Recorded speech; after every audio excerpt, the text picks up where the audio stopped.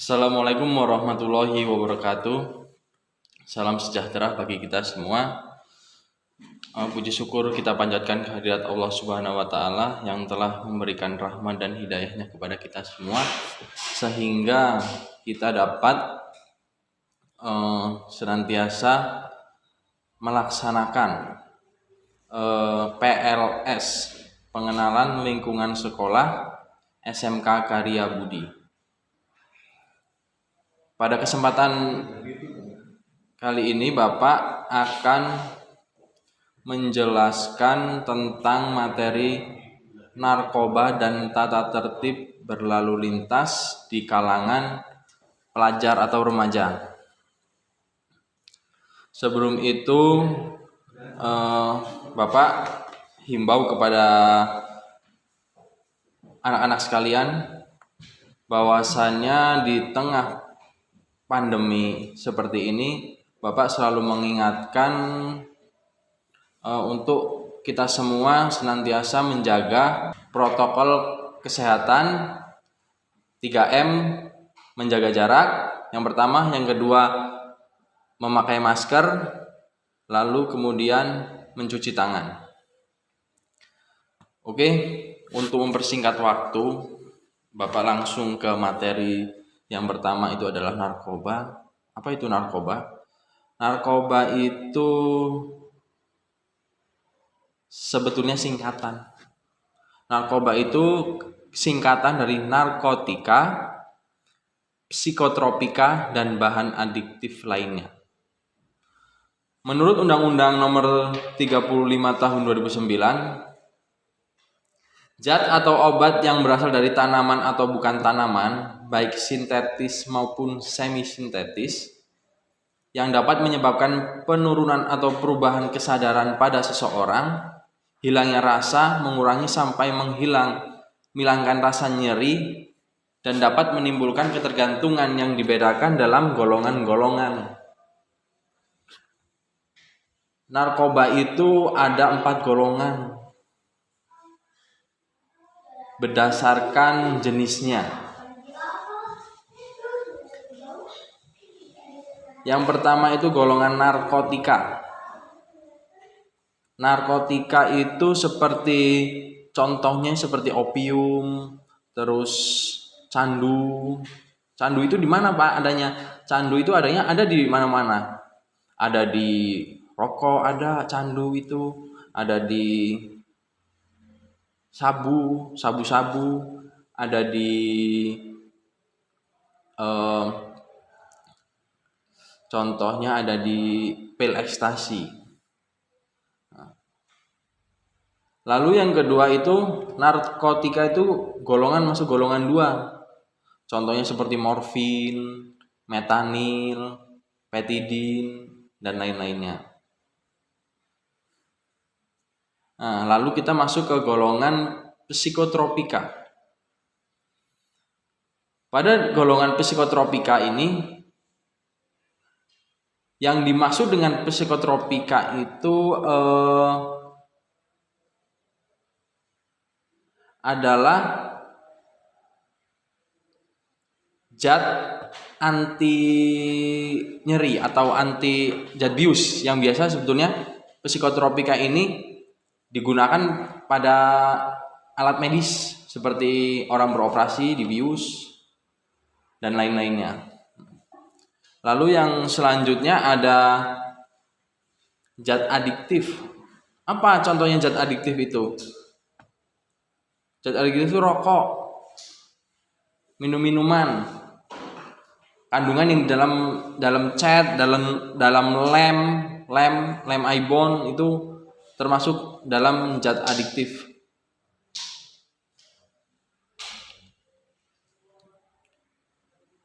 Bahayanya apa Pak jika seseorang menggunakan narkoba atau narkotika? Dari segi kesehatan berdampak pada kerusakan organ-organ tubuh seperti paru-paru, fungsi otak, fungsi ginjal, dan lain-lainnya. Bisa nggak Pak kena HIV? Bisa. Kenapa bisa? Karena kalau orang memakai narkotika itu, jadi itu dia HIV, bisa tertular HIV itu efeknya karena apa? Misalkan menggunakan jarum suntik secara bergantian, tidak steril. Nah, itu yang dapat menularkan HIV. Dari segi psikis itu orang itu mudah marah, mudah melakukan tindakan kriminal, sering lalai terhadap aturan, karena orang yang memakai narkotika itu jiwanya dikuasai, alam bawah sadar dikuasai. Jadi bukan dia sebetulnya, itu efek obat.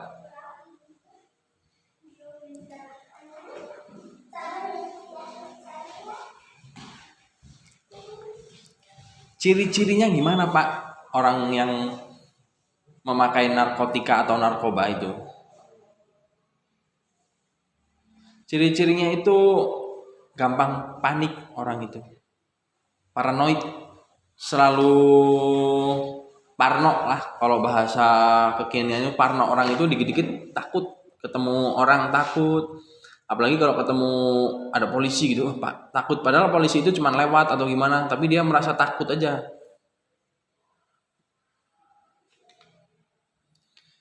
Bisa kehilangan memori jangka pendek. Nah, kalau kelebihan, keterlaluan tidak dalam dosisnya, memakai zat-zat adiktif itu bisa kehilangan memori, jadi orangnya pelupa, jadi gampang memorinya itu susah mengingat.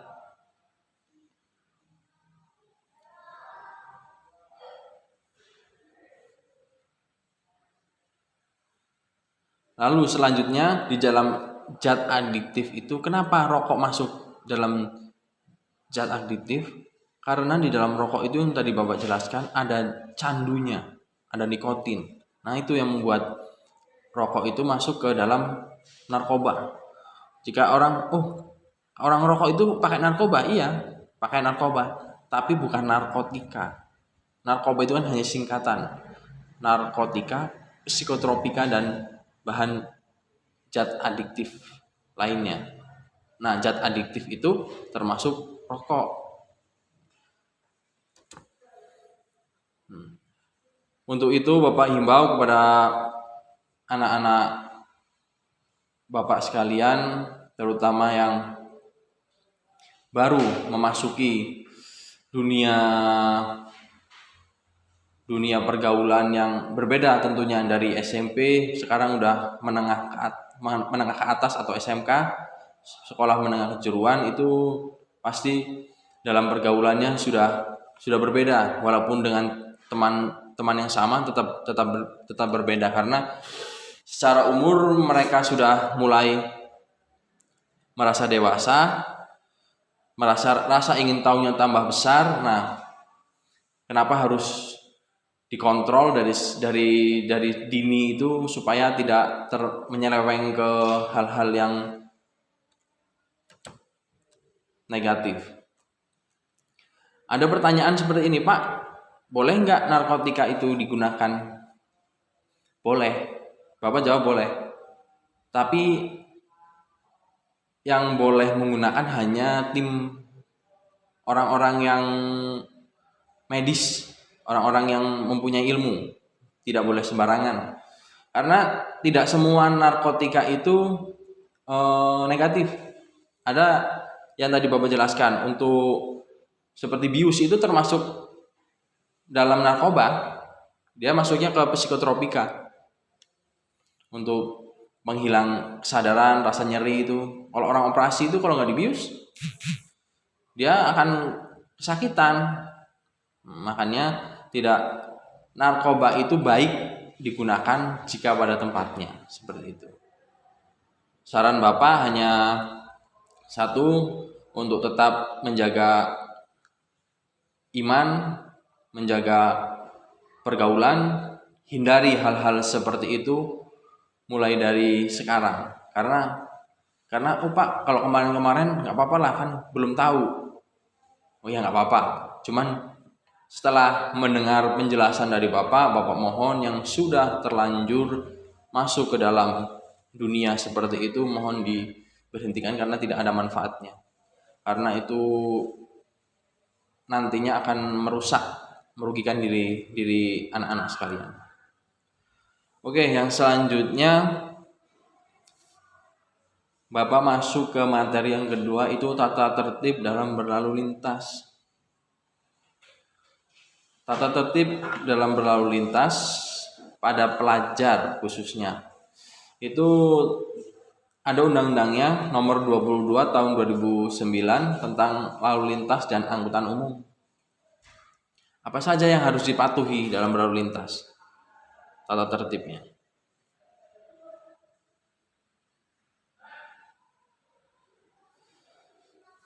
Yang harus dipatuhi itu sebetulnya setiap pengemudi harus memperhatikan 3 siap. Yang pertama itu siap fisik pengendara. Yang kedua itu siap kendaraan. Yang ketiga itu siap mematuhi aturan lalu lintas. Apa itu siap fisik pengendara? Siap fisik pengendara itu mengendara kendaraan itu tidak boleh ngantuk. Tidak harus dalam keadaan sehat, fit. Apalagi kalau mabuk itu tidak boleh karena akan membahayakan dirinya sendiri dan orang lain. Kenapa pengendara itu harus siap secara fisik itu agar dia dapat menjaga keselamatan diri sendiri dan keselamatan orang lain. Jangan sampai berkendara dalam keadaan lelah, letih, ngantuk, jangan sampai karena akan berbahaya. Lalu yang kedua ada siap kendaraan. Nah, siap kendaraan di sini sebelum kita berkendara kita harus mengecek seperti apa Pak mengeceknya, seperti remnya berfungsi dengan baik atau tidak, sennya, lampunya berfungsi atau tidak. Jangan sampai kita buru-buru berkendara tidak tahu kendaraan kita remnya blong, lampu sennya tidak ada, mati. Itu sangat-sangat berbahaya karena jika terjadi kecelakaan yang dijadikan tersangka adalah kita. Karena kita memang salah dari persiapannya pun secara itu tidak layak untuk dikendarai kendaraan itu. Makanya untuk itu Bapak menghimbau kepada anak-anak untuk selalu berhati-hati, waspada dalam berkendara. Lalu yang ketiga ada siap mematuhi aturan lalu lintas. Nah, ini yang paling penting sebetulnya. Terkadang orang hanya berkendara, saya bisa naik motor, saya penting nyampe sekolah. Tapi tidak tahu aturannya itu apa. Sebetulnya dalam undang-undang lalu lintas itu pengendara itu wajib memiliki SIM, surat izin mengemudi.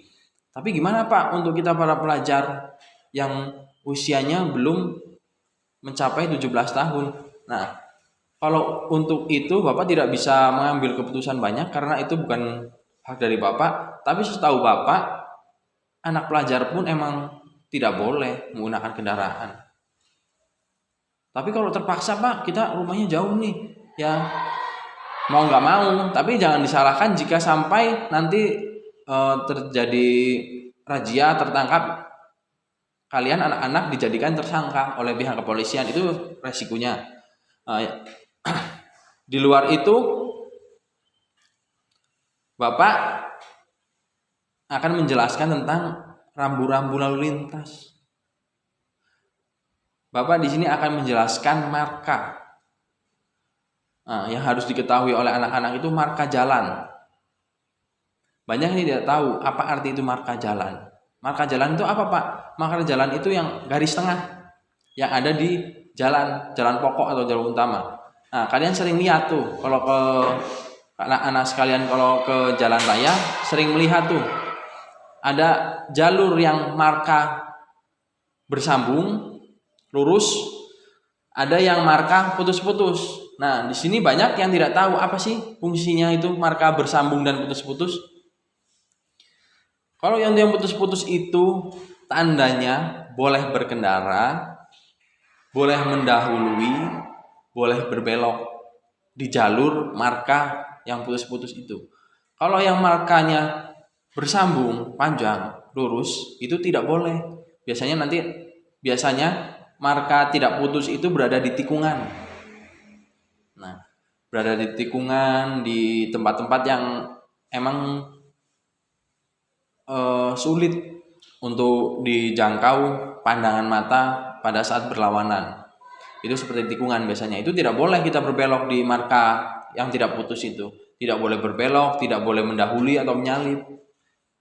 Kalau sampai kita mendahului di marka tidak putus, itu terjadi kecelakaan, maka kita akan jadikan tersangka di situ. Karena kita sudah menyalahi aturan. Kenapa kok mendahului di marka yang tidak putus? Kan sudah jelas, ini tidak boleh dilalui seperti itu. Sebetulnya ada banyak marka, cuman yang pokok untuk anak-anak tahu itu ya hanya marka putus-putus dan marka lurus bersambung. Seperti itu. Selanjutnya, Bapak ingin menjelaskan etika berlalu lintas. Berlalu lintas itu ada etikanya, ada aturannya. Apa itu etika, Pak? Etika itu tata krama atau aturan, sopan santun saat kita berkendara. Kenapa, Pak? Kalau berlalu lintas harus punya etika? Harus, karena supaya tidak mengganggu pengguna kendaraan yang lain. Contohnya gimana, Pak? Contohnya nih, Bapak kasih tahu contohnya. Berkendara tidak menggunakan etika itu menggunakan motor sambil merokok, itu tidak beretika. Tidak beretika. Sering menyalakan klakson tanpa alasan, membunyikan klakson, itu tidak beretika itu. Itu main-main, itu mengganggu. Lalu kemudian ada lagi, jika malam hari menyalakan lampu dim atau lampu tembak, padahal itu tidak diperlukan. Itu sebagai contoh etika yang buruk pada saat berkendara. Lalu menggunakan knalpot racing atau bising bukan standar.